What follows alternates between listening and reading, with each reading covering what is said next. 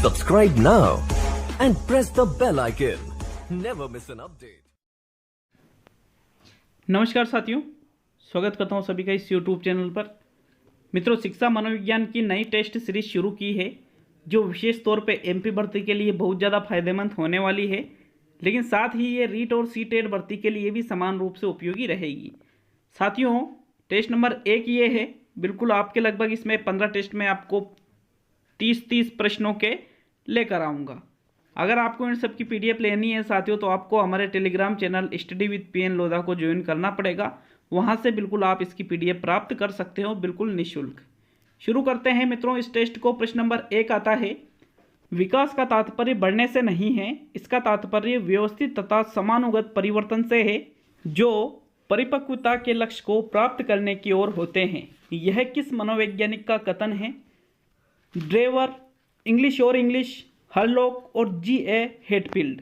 तो साथियों, ये जो कथन कहा गया है ये किस मनोवैज्ञानिक ने कहा है, आपको ये बताना है कि विकास का मतलब ये नहीं है कि बढ़ रहा है, कोई आदमी बढ़ रहा है तो उसको विकास नहीं कहते, बल्कि विकास का मतलब है व्यवस्थित और समानुगत परिवर्तन जो होते हैं जो परिपक्वता के लक्ष्य को प्राप्त करने की ओर बढ़ते हैं।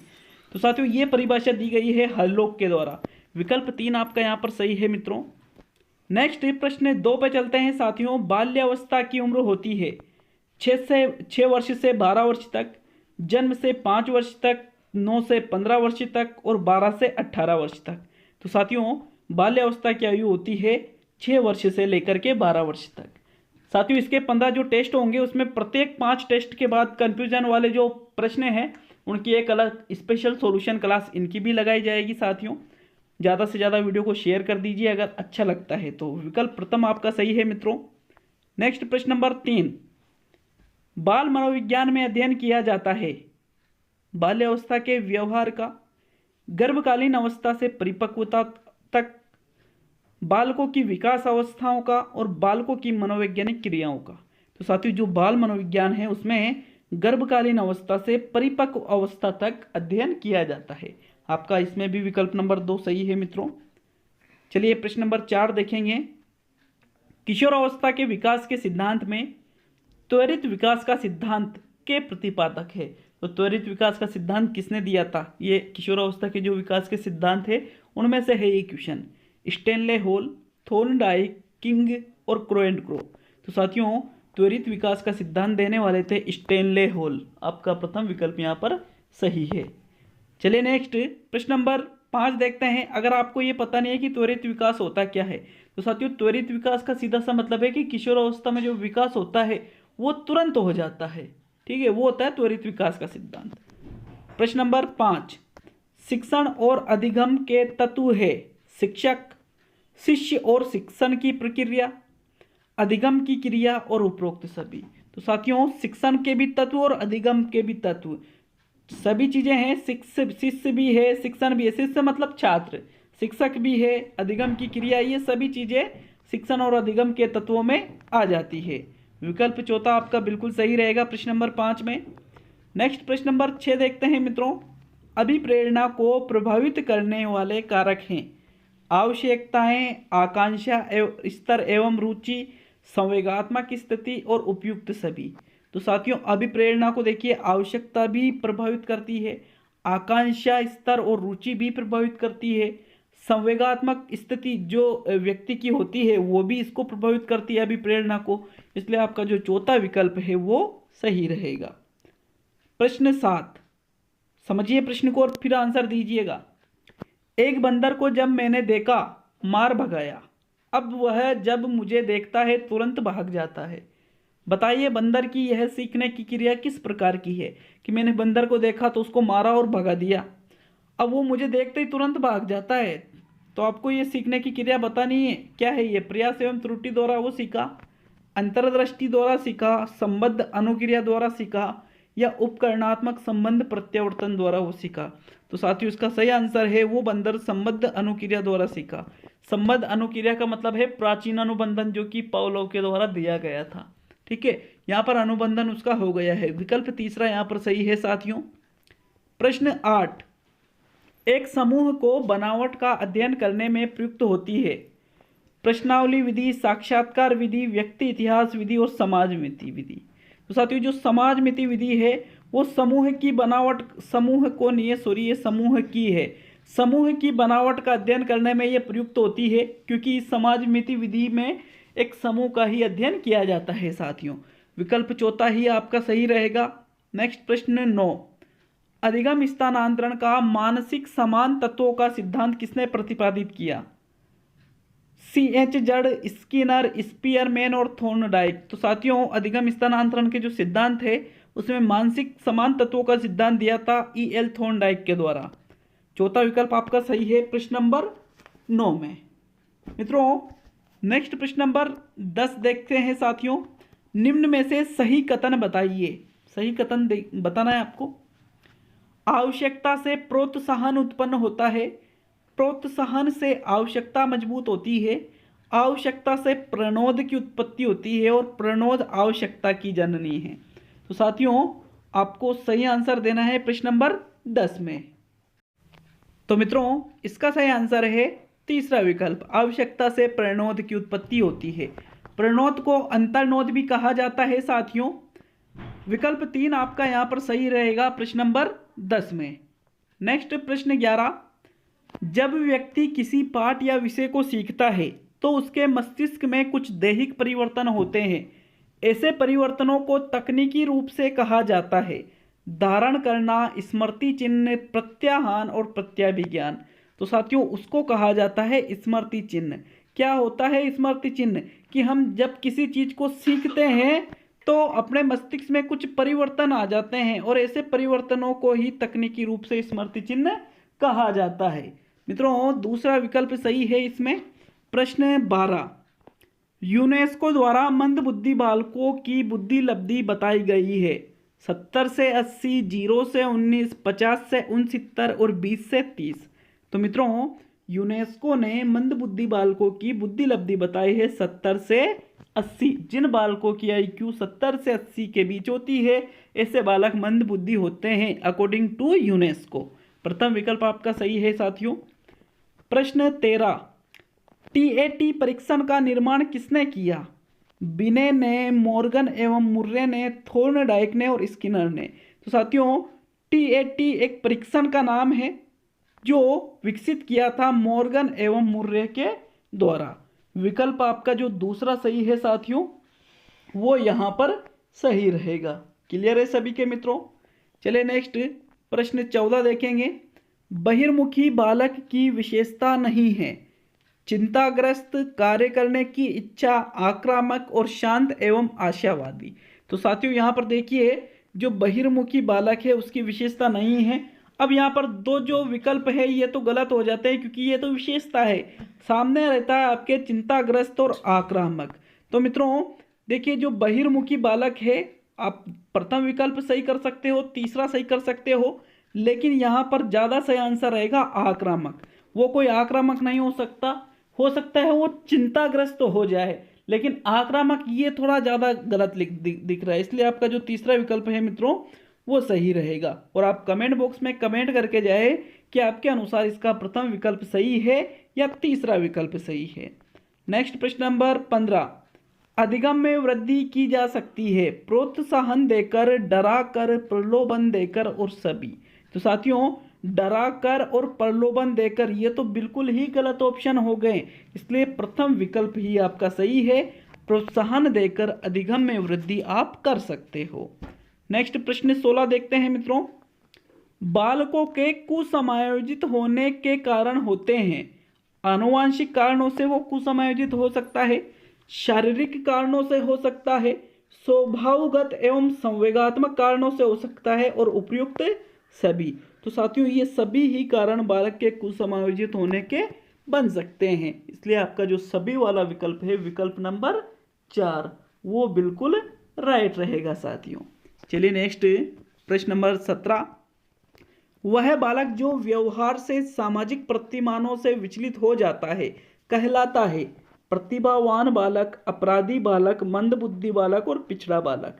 तो साथियों जो बालक व्यवहार से सामाजिक प्रतिमानों से विचलित हो जाता है, मतलब जो समाज ने नियम कानून बना रखे हैं उनसे अलग चला जाता है, तो वो बन जाता है आपके अपराधी बालक। विकल्प 2 आपका यहाँ पर सही रहेगा मित्रों।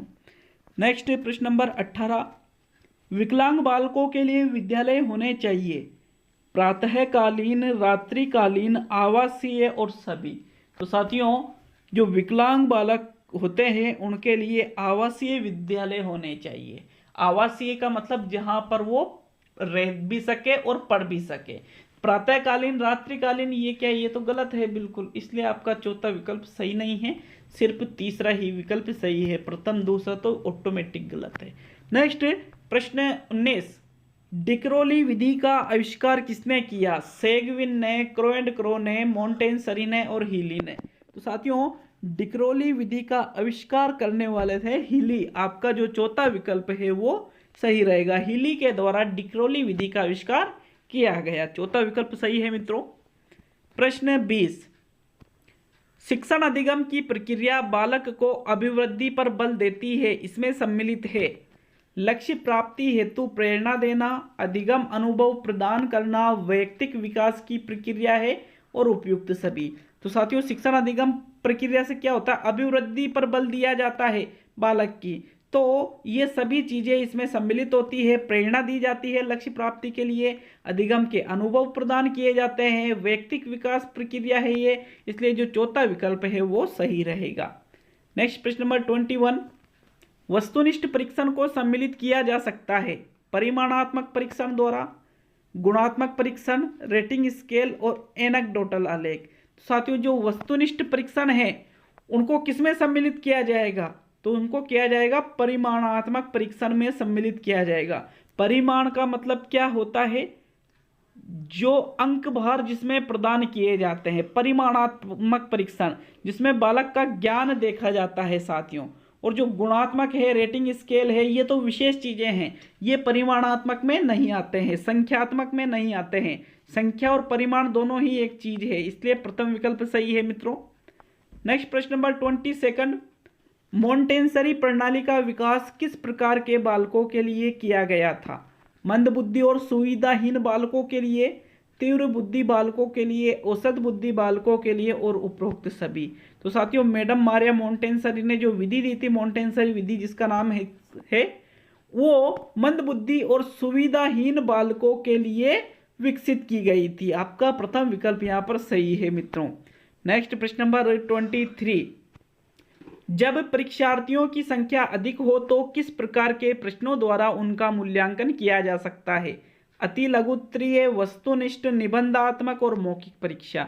तो साथियों, जब परीक्षार्थियों की संख्या अधिक हो तो उनका मूल्यांकन वस्तुनिष्ठ प्रश्नों के माध्यम से किया जाना चाहिए। जैसे अभी रीट का एग्जाम बहुत सारे व्यक्ति देंगे, एमपी टेट का एग्जाम बहुत सारे कैंडिडेट देंगे, तो वहां पर कौन से प्रश्न पूछे जाते हैं? वस्तुनिष्ठ प्रश्न पूछे जाते हैं ज्यादातर। तो दूसरा विकल्प सही है, इनसे बहुत सारी इनमें खूबियां हैं, इनके बहुत सारे गुण हैं साथियों। विकल्प दूसरा सही है। नेक्स्ट 24 प्रश्न, अभिसारी चिंतन व अपसारी चिंतन को किसने स्पष्ट किया? गिलफोर्ड और उनके साथियों ने, बिने और उनके साथियों ने, थॉमसन व स्पीयरमैन ने और थ्रस्टन व उनके साथियों ने। मित्रों, अभिसारी चिंतन और अपसारी चिंतन बताने वाले थे गिलफोर्ड और उनके साथी। प्रथम विकल्प सही है। आप कमेंट करके जाइए साथियों, कितने प्रश्न आप सही कर पाते हो इन 30 प्रश्नों में से। नेक्स्ट प्रश्न नंबर 25, यह वह शक्ति है जिसके द्वारा व्यक्ति अपने संबंध में जानता है कि वह क्या है तथा दूसरे व्यक्ति उसके बारे में क्या सोचते हैं। इस शक्ति का नाम है गतिशीलता, संकल्प शक्ति, समायोजन शक्ति और आत्मचेतना। तो साथियों, इसको कहा जाता है आत्मचेतना। आत्मचेतना का मतलब क्या है? कि व्यक्ति जानता है कि खुद क्या है वह और दूसरे उसके बारे में क्या सोचते हैं, इस चीज को ही कहा जाता है आत्मचेतना। चौथा विकल्प सही है। नेक्स्ट 26, पियाजे के अनुसार किसी बालक में तार्किकता का अभाव किस आयु तक होता है? 7 वर्ष, 10 वर्ष, 13 वर्ष और 17 वर्ष। तो साथियों, तार्किकता का अभाव पूछा है, मतलब तार्किकता नहीं पाई जाती है। तो 7 वर्ष तक कोई तार्किकता बालक में नहीं पाई जाती है, लेकिन 7 से 11 जो उसने मूर्त संक्रियात्मक अवस्था बताई है उसमें बालक में तार्किकता उत्पन्न शुरू हो जाती है। तो आपका प्रथम विकल्प यहाँ पर सही रहेगा। नेक्स्ट प्रश्न नंबर 27, निम्न में से कौन बुद्धि की परिभाषा नहीं है? बुद्धि कार्य करने की एक विधि है, बुद्धि ज्ञान अर्जन करने की क्षमता है, जीवन की अपेक्षाकृत नवीन परिस्थितियों से अपना सामंजस्य करने की व्यक्ति की योग्यता ही बुद्धि है, और राजनीतिक, आर्थिक एवं सामाजिक शक्ति प्राप्त करने के लिए प्रयुक्त उक्ति ही बुद्धि है। तो साथियों, इनमें से कौन सी बुद्धि की परिभाषा नहीं है? देखिए, जो चौथा विकल्प है ये बुद्धि की परिभाषा नहीं है, बाकी बुद्धि कार्य करने की विधि भी है, बुद्धि ज्ञान अर्जन करने की क्षमता भी है। जीवन में अब जब नवीन परिस्थितियां आती है तो आप उसमें किस तरह से सामंजस्य बैठाते हो, इसको ये भी योग्यता भी क्या है, एक बुद्धि है। लेकिन जो चौथा विकल्प है ये कोई बुद्धि की परिभाषा नहीं है, इसलिए चौथा विकल्प आपका सही है। नेक्स्ट 28, मॉडल चित्रों से उत्तम निर्दर्शन होते हैं क्योंकि उनमें लंबाई, चौड़ाई और ऊंचाई दिखाई पड़ते हैं, ये कल्पना शक्ति का विकास करते हैं, इनसे ज्ञान का विस्तार होता है और इनसे शिक्षण का कार्य सरल हो जाता है। तो साथियों, जो मॉडल होते हैं, मॉडल का मतलब क्या होता है, जैसे सपोज कीजिए कि वायुयान है, बच्चों को वायुयान के बारे में पढ़ा रहे हो, तो क्या वायुयान कमरे में लाके धर दोगे? ऐसा तो नहीं होगा। तो वायुयान जैसा मॉडल आप लाओगे, वायुयान का मॉडल लाओगे जिसकी लंबाई, चौड़ाई, ऊंचाई तीनों चीजें रहेगी, तो आप आसानी से उस चीज को बच्चों को समझा सकोगे। तो साथियों, इसलिए आपका प्रथम विकल्प सही रहेगा। 29 प्रश्न देखेंगे साथियों, सेकंड लास्ट प्रश्न है, पुरुष स्त्रियों की अपेक्षा ज्यादा बुद्धिमान होते हैं, यह कथन है लैंगिक पूर्वाग्रह को दर्शाता है, बुद्धि के भिन्न पक्षों के लिए सही है, यह कथन ही सही है, या इनमें से कोई नहीं? तो साथियों, ये है लैंगिक पूर्वाग्रह को दर्शाता है। ऐसा नहीं है पुरुष स्त्रियों की अपेक्षा ज्यादा बुद्धिमान नहीं होते हैं, कुछ जगह स्त्रियां बुद्धिमान होती है और कुछ जगह पुरुष बुद्धिमान होते हैं साथियों। ठीक है, आपका प्रथम विकल्प यहाँ पर सही है, कोई किसी से यहाँ पर कम नहीं है। आज का अंतिम प्रश्न देखेंगे साथियों, प्रश्न नंबर 30। लेकिन हमें सपोर्ट कर दीजिए चैनल को सब्सक्राइब करके साथियों, कहने की जरूरत नहीं पड़नी चाहिए। किस मनोवैज्ञानिक अध्ययन विधि में उत्तरदाता प्रश्नकर्ता के सम्मुख नहीं बैठता है? प्रश्नावली विधि, साक्षात्कार विधि, केस स्टडी विधि और निरीक्षण विधि। तो साथियों देखिए, जो प्रश्नावली विधि है इसमें उत्तरदाता प्रश्नकर्ता के सम्मुख नहीं बैठता है, बल्कि उसके पास एक प्रश्नावली भेजी जाती है जिसको वो ऑफलाइन मतलब अलग ही उसको हल करता है। मित्रों, प्रथम विकल्प आपका सही है। तो ये आज के 30 प्रश्न थे मित्रों, कमेंट करके जाए कितने सही हुए हैं, टेस्ट पेपर कैसा लगा, और बिल्कुल 15 टेस्ट इसमें लिए जाएंगे मित्रों आपके, एक दिन छोड़ के एक दिन। ठीक है, जैसे आज टेस्ट है तो कल नहीं होगा, परसों होगा। इस प्रकार साइकोलॉजी के 15 स्पेशल टेस्टों की ये सीरीज है, सभी की PDF बिल्कुल मैं टेलीग्राम चैनल पर डाल दूंगा मित्रों। बहुत बहुत धन्यवाद वीडियो को पूरा देखने के लिए।